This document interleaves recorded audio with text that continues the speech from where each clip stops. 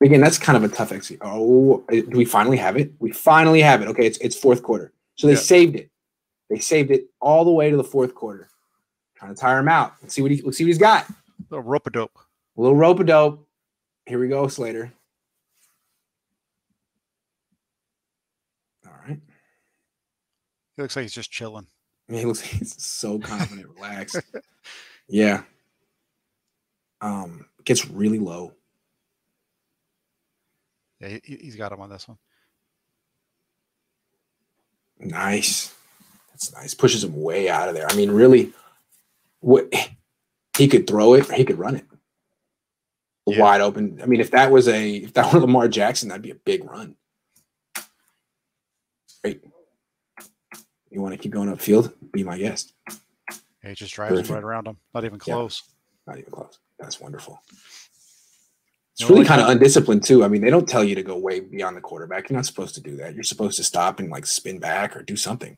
Mm-hmm. Anyway, that was really nice. Only about 3 or 4 reps against Chase Young in this game so far. That was a good one. Chase Young's he's really athletic, but so is Slater. All right, here we go.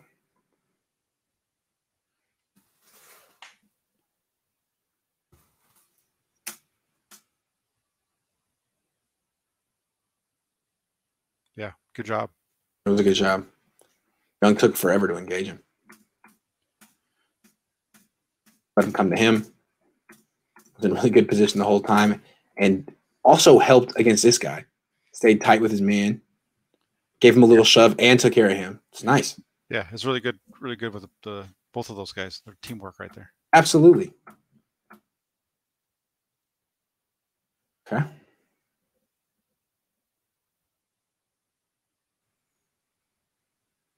He gets a little bit of help on this one, but there's really no need. I mean, look, he's got him tied up. He's not going anywhere. Oh, wow. And that's what, you saw this, like, again, like I was saying, in that 2019 film, you see the same thing. Once Young just cannot get by him once he squares him up. Wow. Chase Young is making Rashawn Slater a lot of money. He just swallows him up. Wow. Chase Young is really good. Niner fans know that. I mean, he wrecked that game. He was fantastic against the Niners this year, wasn't he? Yes, he was. Thought he was. He was very good. Oh, man. Am I here? I'm here. You're here. Sorry. Okay. Is my connection a little wonky? That was really that was the first time in a while it's happened. So okay. All right. What do we got? He's just stepping inside the ball. Play's going away from him, so he's stepping inside looking. I see. Yeah, kind of doesn't decide who to block and doesn't block anyone. No, he gets the right guy. His because with the play going the opposite way, he's got to keep an eye on 32. His job's to get to 32 if 32 starts to go. Got 32 it. Sits outside though, so he doesn't get upfield until that point. I see. Once 32 starts to move, he's right there with him. Got it. Got it. Cool.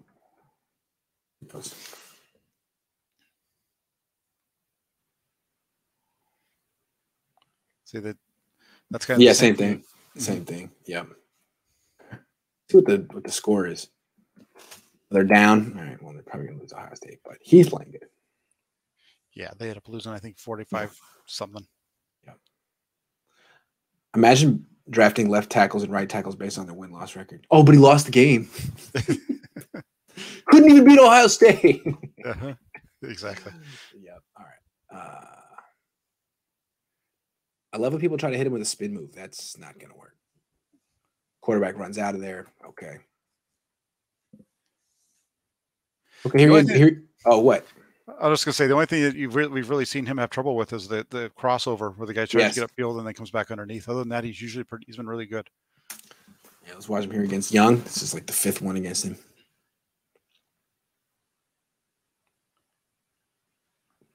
Goodbye.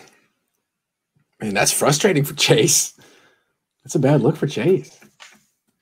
He's doing a pretty good job on him. He gets a little bit of help from the guard. Would have been fun to see Nick Bosa against Rashawn Slater, but Bosa was hurt. Yeah. There we go.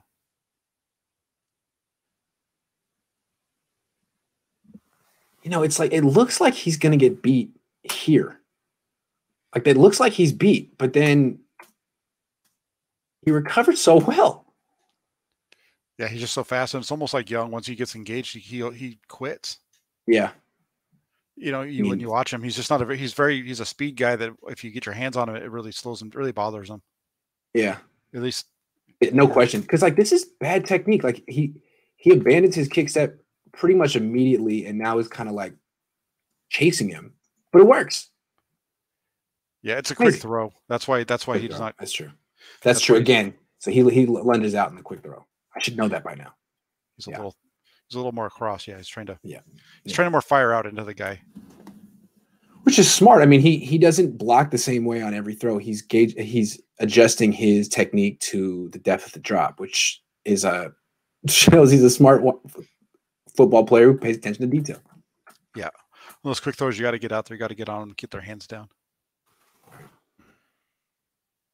That's against the rules.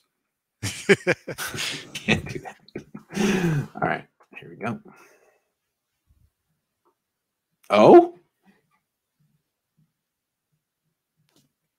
Don't you pick? You should have followed Slater running back. What are you doing? I guess there wasn't enough much of a. Anyway, what do you think? Yeah, if he follows himself, if he gets back outside there, cuts back out, it's kind of a tough one. They don't really get very good block on the point of attack. Yeah. Okay. All right. Here we go.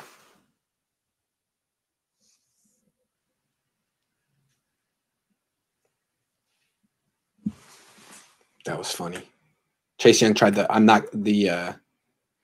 fake pass rush move. Oh, you thought I was gonna? Nope. Okay, now I am again. Nope, didn't work.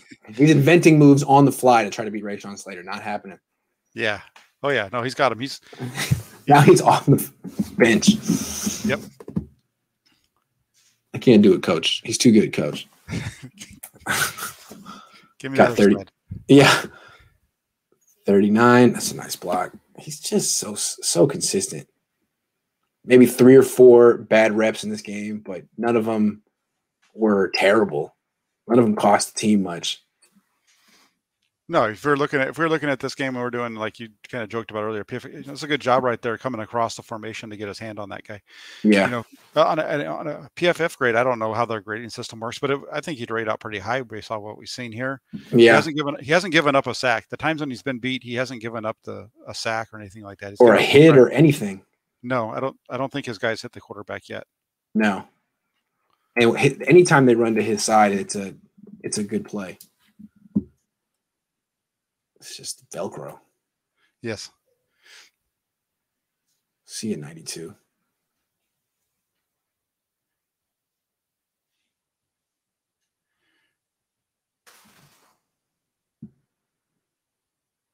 There's kind of driving him back here, but he's able to.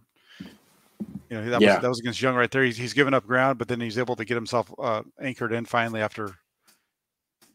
I mean, anyone's going to give up a little ground to Chase Young. Yeah. No, he's getting pushed back, but the anchor's really good right there. Really stops him. And the reason Chase Young is going to this power move is because he's already established that the speed move isn't going to work. Yep, you can't get around him. His next thing is to try to go through him and push him back. He's not able to do that either. Nope. And he's lower. Young's lower than Slater right there, but he's not getting any pushback. And that's one of the big. When you read the scouting reports on Slater, one of the weaknesses they say is that he plays high sometimes. So he's actually beat. He's a little high here. Yeah, I agree. What I like about it is you frame it. You stop it here. It looks bad. It looks like he's going to get beat. You stop it here. It's looking like he's going to be off balance, and he just recovers and drops anchor there. Yep. Boom. And now who's lower? Now who's in control? It's really nice. Yeah. His ability to recover mid play in a variety of ways is fun to watch. Yes, totally. Yeah, does a really good job. Okay. With that. Here's a little stunt. No chance. Quick throw. But I like how he can pick up two different guys. Like so many guys on the Niners, Laken Tomlinson, just play with like blinders on. This guy is not. He definitely has good field vision and awareness. Yeah, you see him do a really good job of that. Whether it's going depending on regardless of how the cross is going, he does a really good job of being able to push off and get to the next guy. Yeah. Throughout all of his film that I've seen so far, you see that with him. Okay. So he steps down. Just, yeah. Sucks for whoever's going up against Rashawn Slater. Mm-hmm. So now what Ohio State's doing is, okay, we're going to take Chase Young and loop him to the inside. We got to get him away from Slater. And that works. Good call. Smart move. Sack. Yeah, it's just so good when you watch this and you watch his head though. As soon as this guy goes inside, boom, he looks for the next guy because he knows somebody's going to come around. Yep. Oh, it's boom, perfect. Boom. Yep. And as soon as he sees that, he gets his hand out and he's engaged. Yep. This guy's a hell of a player. The more I watch him, the more I feel like Niners would be fortunate for him to drop to 12. This guy looks like a top 10 pick. I keep going back to McGlinchey went 9. This guy looks like a top 10 pick to me. Yeah, I think he would be if it wasn't for. That's why the quarterbacks. Yeah, the quarterbacks will kind of determine how early he's going to go because if we have the run of quarterbacks we're expecting, he's probably going to be there. Yeah, at that 12 spot. Some people think the quarterbacks are going to go 1, 2, 3, 4, right? Yeah, they're thinking that there's going to be. This might be set the record for the guys that go to the top. Was it top 10, top 15, something like that? All right, well, that's the whole game. That was very interesting. I had never watched Rashawn Slater really before then. Watched highlights, watched him on TV a little bit. That was the first time I sat down and watched him in slow motion from the end zone cam, and I'm extremely impressed. I have a jacket, so I'm a pro, and my professional expertise makes me feel like he is one of the, like, no doubt studs in this draft. You can't go wrong with this guy. If he gives up 15 sacks next year, I would be highly surprised. What do you think? Yeah, I agree with you. I think you could see him come in and have a season like with Tristan Wirfs. I think it's kind of their comparable type of a player. This guy's very athletic. You don't really see it as much on this film as some of the other ones, but he does a really good job of moving in space and getting to the second level and being able to pull and things like that. So his growth from 18 to 19 is part of what, like I said, really something to look forward to. Really wish we could have seen him in 2020. It would have been nice to have seen that incremental growth, but I think he's going to be fantastic in the next level. So we rave about Rashawn Slater. We love him. Here's the downside. One, he may not be there at 12. Looks like a hell of a player. If he's there at 12, that should be like a blessing. Two, the Niners may have their hearts set on a quarterback. Maybe Mac Jones won't fall to them at 12, but maybe Kellen Mond will. And if Chris Sims says the Niners wouldn't be crazy to take him at 12, I think Chris Sims and Kyle Shanahan think quite similarly. So maybe the Niners feel like if that's their guy, that's where they have to get him. There's no guarantee that they'll be able to get him. And the final thing, and I think it's an interesting thing to point out, and it applies to Penei Sewell as well. These guys didn't play last year. They took a year off. And as Niner aficionados, we know that arguably the best offensive lineman in the league, Trent Williams, also took a year off, came back, and I don't know if you would agree, but in my opinion, he showed some rust the first quarter of the season. Yes. So if Trent Williams showed a little rust, these guys may show it as well. And that's not a reason to pass on a guy in the first round because you're not drafting him for 1 year. But if you're drafting for a guy to be an immediate upgrade, you might be a little disappointed because the guy hasn't played. And he's not Trent Williams. He's a kid. That's the only thing. Yeah, there's a couple of things with that. I agree with you as far as the rust. The one thing that these guys will have that Williams didn't have, or we're hoping that they're going to have, is that they're going to be able to go into a preseason. They didn't have the preseason in 2020, so the first time they actually saw live action against somebody else was week 1. So if they can get that preseason, they get exactly. Yeah. And it'll give them 3 games to play against NFL level competition to be ready for week 1, which you didn't get. And if you remember, the offensive line play league wide the first month of the season last year was just atrocious, and all the quarterbacks with the good numbers were the guys who could like run around and protect themselves. Mm-hmm. So that's good point. Good point. Yeah, that there's no group on the field that needs that cohesion as much as your offensive linemen because they have to play together so much. Absolutely, it's like a ballet. When everybody's step has to be in concert with each other. Yeah. So I think he would be a flat out great pick. I think here's the thing. If the Niners don't go quarterback at 12, I can't see anyone being better than Rashawn Slater. Even J.C. Horn, you could get him later. Yeah, I agree. You could trade back into the first round. If you look at the 49ers history, if this guy's there at 12 and they don't go quarterback, this is the direction they're going to go. They're not going to go cornerback at number 12. That's not what they value. They value offensive linemen and pass rushers and so on, not cornerbacks. So that's further on down the list for them. Yeah, so he's definitely the pick for the Niners from what we can see. If they don't go Kellen Mond or Mac Jones or Justin Fields or Trey Lance or anything like that, this guy is the top player, I would imagine, on the Niners draft board who's not a quarterback. I mean, I don't know, Penei Sewell, other guy, but the guy that's realistic. The only question is he so good that he won't drop? Because if some team took him at 7, 6, 7, 8, 9, 10, I'd be like, that makes sense. I can see that. That's a good pick. He's a good player. Yeah, it makes sense for him to go in the top 10. Yeah. You know, I think Sewell's I would go with Sewell first. Sewell's just a little, I think he's a better athlete than this. When you watch him play. Yeah, and he's bigger, but I think he's also a better athlete. He just moves. He doesn't look like an offensive lineman on the field. He looks like just a really big linebacker when you watch him play. Wow. Okay. He's just a big stud of a guy. So I kind of agree with you. Mav said I think on our show a couple of times that he thinks that he's the best player in the draft, and I would say that he's definitely right up there as far as the athletic ability. Okay, well, say Bengals picking him at 5. I don't know if you're talking about Sewell or Slater. I wouldn't be surprised if Slater and Sewell went like back to back. I mean, maybe all these teams will take quarterbacks. From my perspective, I can see Lawrence in the top 10. I just kind of accept that Zach Wilson's going to go high, even though I really don't agree with it. Mac Jones seems like he had a great year. He executes well. I can get it. Justin Fields, I wouldn't be surprised if he fell. He's gotten a lot of bad press recently, and he's an Ohio State quarterback, and he's got a lot of those issues. Trey Lance is a flat-out project. I could see him being like a late first-round pick. I'm not sold that there's going to be 5 quarterbacks go in the top 10, but I don't have connections like everyone else who says it's going to happen. It seems like this, maybe the teams think they're going to do it, but come on, man. You really want to spend the 8th pick in the draft on, I don't know, Trey Lance? Good luck. Good luck. No way. If I was a GM and I'm watching that tape, I might say I'm taking this guy. If I'm one of those guys, one of those players, I understand one of those GMs. I understand the whole thought process behind the huge upside that he brings. But that's the only way you make that is if you're a team like, say, the 49ers, where in 2019, right, where you've got a, like this was the 2020 draft, and you have Jimmy Garoppolo coming back, and you're expecting him to be your quarterback for the next year or two.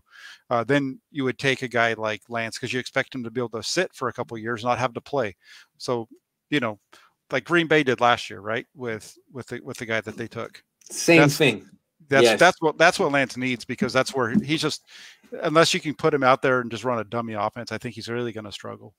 And I think that's what's going to happen. I mean, the NFL is usually pretty consistent, and I know the media guys get excited. Media's been excited about Trey Lance for years, but when the NFL looks at him, they're going to say, yeah, we're going to give you the Jordan Love treatment, mid-20s. You're going to sit for a while. You're a really good athlete, but we can't play you right away at all. He might go be Ben Roethlisberger. Well, I don't know. Roethlisberger, I don't know. He's going to go sit behind someone who's entrenched and who's good, and he'll give him 2 years on the bench, I would imagine. But I think that's why we're hearing Kellen Mond's stock rise, is when, as NFL teams really look into these quarterbacks and they try to think, it's not just about the upside. It's like, can you play now? How much development do you need? Mm-hmm. They see that Kellen Mond really needs less than some of these guys that the media are hyping up. And I think that's appealing because it's really not a developmental league. It's really not. No, not unless you got a guy already that it's on the older side. It doesn't make sense. So I agree with you there. Yeah. Well, Jack, thanks a lot for doing this with me. If you don't already subscribe to Jack, do it now. He does all kind of film breakdowns. He's done a bunch of Rashawn Slaters. You should go through all of his videos. They're terrific. Thanks again, Jack, and thanks for watching, everyone. We'll be back soon.